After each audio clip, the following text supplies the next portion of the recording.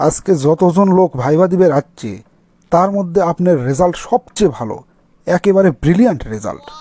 এত ভালো রেজাল্ট নিয়ে আপনি একটা কোম্পানির চাকরি করে বেড়াচ্ছেন, এটা তো খুব রহস্যজনক। ঘটনা কি? আসলে স্যার, আমার পরিবারের অর্থনৈতিক অবস্থা খুব একটা ভালো না। অনেক দিন থেকেই বিভিন্ন চাকরি বাকরির চেষ্টা করেছি।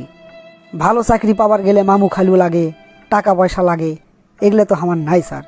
এজন্যই শেষমেশ বাধ্য হয়ে কোম্পানির চাকরির দিকে চেষ্টা করেছি। ও আচ্ছা, এই ঘটনা। তারপরও আপনি ধৈর্যের সাথে আরও কিছুদিন চেষ্টা করতে পারতেন, হয়তো হয়েও যেত। আচ্ছা, এখন আপনি কোন প্রতিটা পরীক্ষাতে আপনার এত ব্রিলিয়ান্ট রেজাল্ট, তাহলে কি বৃত্তি টিত্তি পাইছিলেন? জি স্যার, আমি ক্লাস 5-এ, ক্লাস 8-এ এগুলোতে ট্যালেন্ট পুলে বৃত্তি পাইছিলাম। সরকারি বৃত্তির পরিমাণ তো খুবই কম। এই বৃত্তি ছাড়া আর কোনো সাহায্য সহযোগিতা পাইছিলেন কি আপনি কোনো জায়গার থেকে? না স্যার, তা পাইনি। আপনি নিজেই করলেন আপনার পরিবারের অর্থনৈতিক অবস্থা ভালো না, সরকারি বৃত্তি ছাড়া আর কোনো সাহায্য সহযোগিতা পাননি। তাহলে এত দূর পর্যন্ত আপনি পড়াশোনা করালো কে? আপনার কোনো আত্মীয় স্বজন আপনাকে সাহায্য সহযোগিতা করছে? সরি স্যার, আমার সেরকম কোনো আত্মীয় স্বজন ছিল না যারা আমাকে সাহায্য করবে। তাহলে কি আপনি নিজেই পড়াশোনার পাশাপাশি কোনো কাজ টাজ করছেন পড়াশোনার খরচ জোগানোর জন্যে?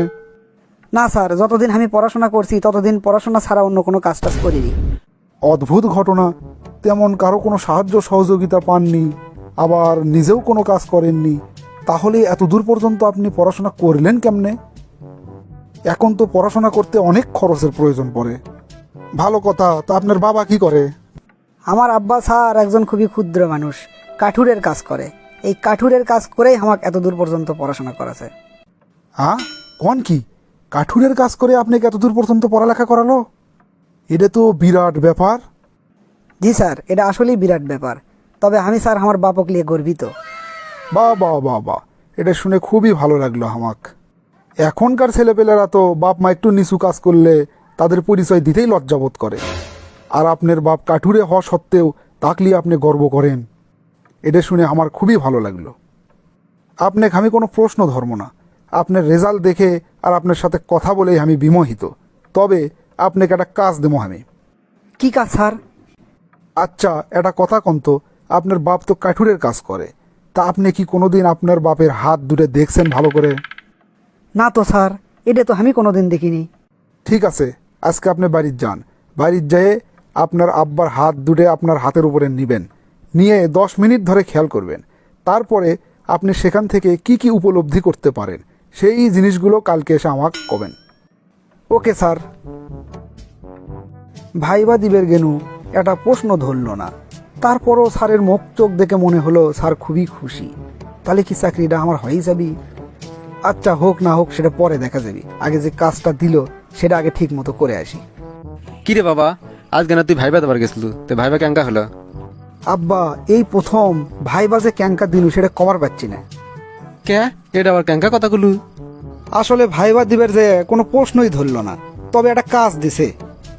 ভাইবা পরীক্ষা দিবার যে কাজ দিল, তো কি কাজ দিছে বাবা? তোমার হাত দুটে আমার হাতের ওপর 10 মিনিট নিয়ে ভালো করে খেয়াল করবে কছে, তারপর সেটি থেকে আমি কি কি বুঝবো সেলে যায় তাক কয়া লিখবি। আশ্চর্য ঘটনা। তো ঠিক আছে, তোকে যে কাজ দিছে সেটাই তাহলে কর। আচ্ছা আব্বা, তাহলে তোমার হাত দুটো এদিকে না আগে দাও। আপনি চলে যাচ্ছেন? আচ্ছা, এখন কোন আপনাকে যে কাজটা দিছিলাম তার রেজাল্ট কি? জি স্যার, আপনি যে কাজটা দিছিলেন আমাকে, সেই কাজটা আমি ভালো করে করার চেষ্টা করছি। আচ্ছা, এখন আপনি কোন আপনার বাপের হাত 10 মিনিট আপনার হাতের উপর নিয়ে রাখার পরে আপনি কি কি জিনিস উপলব্ধি করছেন? স্যার, আমার বাপের হাত যখন আমার হাতের ওপর নিলাম, তার 1 মিনিট পর থেকেই আমি আর আমার চোখের পানি ধরে রাখতে পারিনি। মনে হলো এই সেই হাত, যেই হাত আমাকে বড় করার জন্যে সারা জীবন কতটা না কষ্ট করছে। হাত তো স্যার কাঠের মতো শক্ত, অথচ আমার হাত কি নরম। আমাকে সারা জীবন একটা খড়কুটো পর্যন্ত ধরবে দেয়নি, অথচ এই লোক সারা জীবন দিনের পর দিন, রাতের পর রাত কঠোর পরিশ্রম করে গেছে, শুধুমাত্র তার ছেলেকে ভালো একটা পজিশনে নিয়ে যাওয়ার জন্য, যাতে তার ছেলের তার মতো এরকম কাজ করা না লাগে। আচ্ছা, তারপর তারপর কি মনে হলো আপনার? তখন মনে হলো এই হাত যদি না থাকতো তাহলে আজকে আমি এই পর্যায়ে আসতে পারতাম না।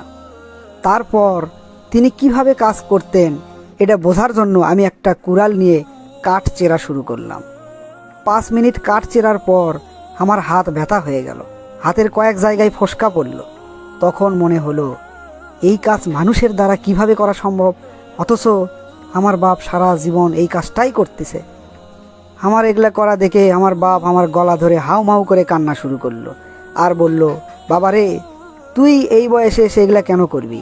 তোকে বড় করার জন্যই তো সারা জীবন আমি এগুলা কাজ করছি। আমার মুখ দিয়ে কোনো কথা বের হয়নি স্যার, শুধু অস্ফুট স্বরে একটা কথাই বলছি, বাবা তুমি আমাকে ক্ষমা করে দিও, জীবনে কখনো তোমার এই কষ্টটা বোঝার চেষ্টাই করিনি। আমার এই কোম্পানির ম্যানেজার পোস্টের জন্য আমি যেরকম লোক খুঁজিচ্ছিলাম, আপনি সেই পারফেক্ট লোক।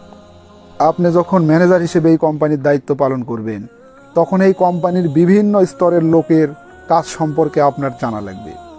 একটা কাজ করতে কী পরিমাণ কষ্ট হয় সেটা আপনার অনুধাবন করা লাগবে। সেটা যখন আপনি বুঝতে পাবেন, তখনই আপনার তাদের সাথে একটা ভালো বন্ধন সৃষ্টি হবে, আর এই বন্ধনই এই কোম্পানিকে অনেক দূর আগে নিয়ে যাবে। ঠিক আছে, আমি আপনার উপর অনেক খুশি। আপনি আগামীকাল থেকেই আমার কোম্পানির জয়েন করেন। অতঃপর নতুন ম্যানেজারের কর্মদক্ষতায় কোম্পানিটি ধীরে ধীরে অনেক বড় কোম্পানিতে রূপান্তরিত হলো।